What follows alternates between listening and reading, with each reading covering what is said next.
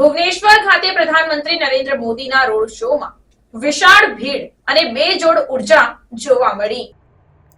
પ્રધાનમંત્રી નરેન્દ્ર મોદીના ભુવનેશ્વરમાં road show દરમિયાન વિશાળ ભીડ અને બેજોડ ઉર્જા જોવા મળી હતી, કારણ કે હજારો સમર્થકો નેતાને જોવા માટે રસ્તાઓ પર ઊભા રહ્યા હતા। પ્રધાનમંત્રી મોદીના 3 દિવસના ઓડિશા પ્રવાસનો ભાગ રહેલો આ રોડ શો એરપોર્ટ સ્ક્વેરથી શરૂ થઈને ગવર્નર હાઉસ સ્ક્વેર પર સમાપ્ત થયો, જેમાં શહેરનો મહત્વપૂર્ણ ભાગ આવરી લેવાયો। પીએમ મોદીના કાફલાએ શહેરમાં પ્રવેશ કર્યો ત્યારે વાતાવરણ વીજળીમય બની ગયું હતું।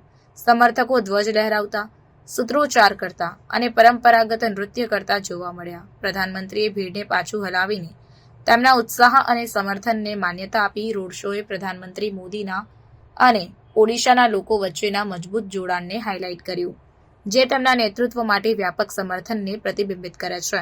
તેમના પ્રવાસ દરમિયાન પીએમ મોદીએ ઓડિશામાં ખાસ કરીને ઇન્ફ્રાસ્ટ્રક્ચર, શિક્ષણ અને આરોગ્ય ક્ષેત્રે વિકાસ પ્રોજેક્ટોના મહત્વ પર ભાર મૂક્યો।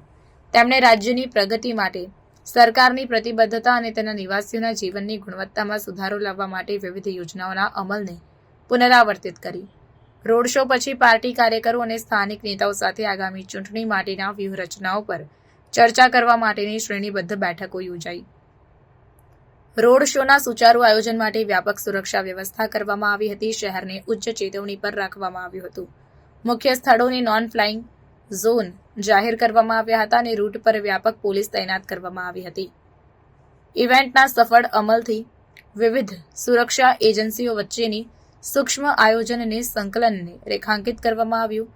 પ્રધાનમંત્રી મોદીની ભુવનેશ્વર મુલાકાતને આગામી ચૂંટણી પહેલા એક મહત્વપૂર્ણ રાજકીય પગલાં તરીકે જોવામાં આવી રહી છે, જે રાજ્યમાં ભાજપની હાજરીને મજબૂત બનાવવાનો અને મતદારોમાં સમર્થન મેળવવાનો ઉદ્દેશ ધરાવે છે।